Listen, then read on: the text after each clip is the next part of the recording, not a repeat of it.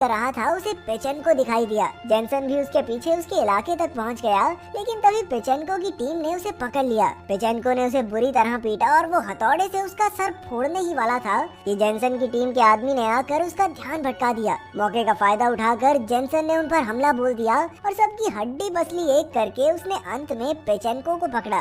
आखिरकार पेचेंको ने सच उगल दिया कि हेनेसी ने ही उसे उसकी पत्नी को मारने भेजा था। जेनसन उसे जान से मारने ही वाला था कि तभी पुलिस वाले अल्रिक ने आकर लड़ाई रोक दी। अगले दिन रेस का दूसरा पड़ाव शुरू होने वाला था और पेचेंको ने एक बार फिर जेनसन की तरफ इशारा करके उसे चिढ़ाया, लेकिन जेनसन उसके झांसे में नहीं आया और वो रेस शुरू होने पर धीरे धीरे चलता रहा। फिर उसने केस से पूछा कि क्या उसने फ्रैंक को मारा था, क्योंकि गाड़ी के हथियार लगातार 2 रेसेस में एक्टिवेट नहीं हुए थे। जब जेनसन ने गाड़ी में धमाका करने की धमकी दी तो केस ने सच बताया कि उसने हेनेसी के कहने पर फ्रैंक की गाड़ी के हथियार बंद किए थे। हेनेसी नहीं चाहती थी कि फ्रैंक जीत कर रिहा हो जाए, लेकिन उनका प्लान फ्रैंक को मारने का भी नहीं था। फ्रैंक खुद ही जीतने के चक्कर में मारा गया। ये सुनकर जेनसन फिर से रेस में शामिल हो गया। इस बार उसकी टक्कर पेचेंको से थी। उसने पेचेंको से आगे निकलकर हथियार एक्टिवेट करने के निशान को पार किया, लेकिन सब सोच रहे थे कि गाड़ी के हथियार तो सामने की तरफ हैं, तो इस्तेमाल कैसे करेगा।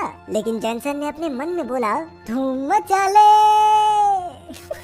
और ये कहकर उसने जबरदस्त तरीके से गाड़ी घुमा दी और फिर उल्टी गाड़ी चलाकर पेचेंको पर धड़ाधड़ गोलियां चला दी। इसके बाद उसने सामने मुड़कर गाड़ी से धुआं छोड़ दिया, जिससे पेचेंको की गाड़ी क्रैश हो गई। फिर वो अपनी गाड़ी से बाहर निकला, पेचेंको की गर्दन मरोड़ी और अपनी पत्नी की मौत का बदला लिया। अब रेस में जेनसन और जो की टक्कर थी। उसी वक्त हेनेसी ने अपना राज खोला जो वो इतने समय से तैयार कर रही थी। ये एक हथियार बंद ट्रक था जिसने आते ही 2 खिलाड़ियों को जबरदस्त धमाकों में उड़ा दिया। फिर उसने आगे बढ़कर एक और खिलाड़ी की गाड़ी भी पल भर में राख कर दी। अब हेनेसी का निशाना जो और जेनसन पर था। इससे बचने के लिए उन्हें एक दूसरे के साथ मिलकर काम करने की जरूरत थी, इसलिए जेनसन